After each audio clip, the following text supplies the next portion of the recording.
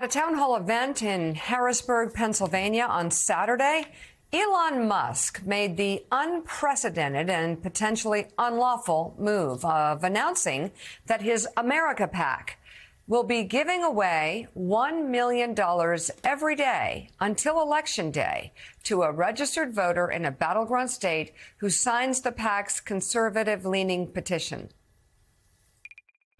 So every day between now and the election, we'll be awarding $1 million, starting tonight. So tonight's person is John Dreyer.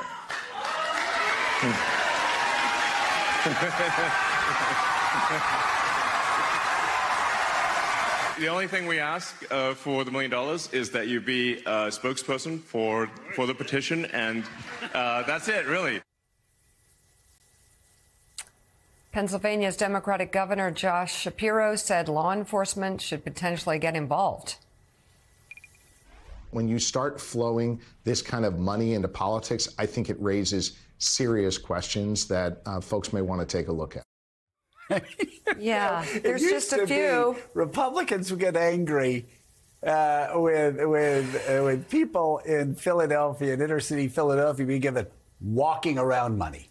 Right? Yeah, I thought they give it like $20 to encourage people to go vote. They're just doing it on the stage. Yeah. Like, here's $1 million. Let's bring in co-anchor of CNBC's Squawk Box and New York Times columnist Sandra Sorkin, the co-founder also of CEO of All In Together and the host of Majority Rules on Two-Way, Lauren Leader, and NBC News election law analyst Rick Hasen. He's professor of law at UCLA and the director of Safeguarding Democracy Project. Rick, love to start with you. I gotta say, I'm a lawyer. I can kind of sort through a lot of stuff generally, but I have no idea about what's going on with this $1 million check a day. Is that Democrats are saying that might be a campaign violation, a legal violation? What can you tell us? Sure. I do think that there's a very strong possibility it's illegal. There's no problem with having a lottery, at least from the point of view of election law, to pay people to sign a petition. The problem is, to sign the petition, you have to be, if you go to their website of his PAC, you have to be a registered voter in a swing state. And so this is essentially a lottery to either induce people or reward people for registering to vote. And there's a federal statute. It's 52 USC 10307C. You can look it up. It says you can't pay people to register or to vote. And the DOJ Election Crimes Manual says that lotteries count as a kind of payment. So it seems pretty open and shut to me. The fact that you're signing the petition is pretty irrelevant. It's like saying, we'll have a lottery for people who wear glasses can participate, but you have to be a registered voter. That, you know, would just make an end run around the law against paying people to register to vote. And Rick, I believe the Pennsylvania deadline to register to vote is rapidly approaching, so this may be less of a pertinent issue. But let me ask you this: just taking a step back, between this effort from Musk, he's out there campaigning for Trump now, and if you look at your X Twitter account, like the For You tab is literally just Elon Musk posts touting Donald Trump. Have we ever seen a single figure try to sway an election like he's doing like this?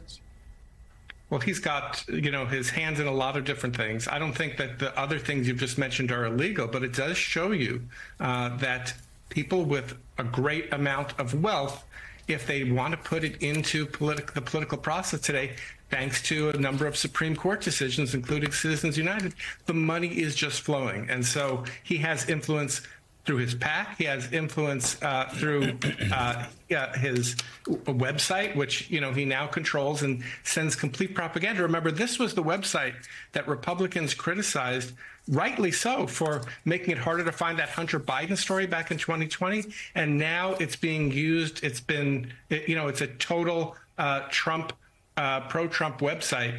That he can do that with his money, but it certainly is not the kind of open public square that he was talking about creating when he bought Twitter a few years ago.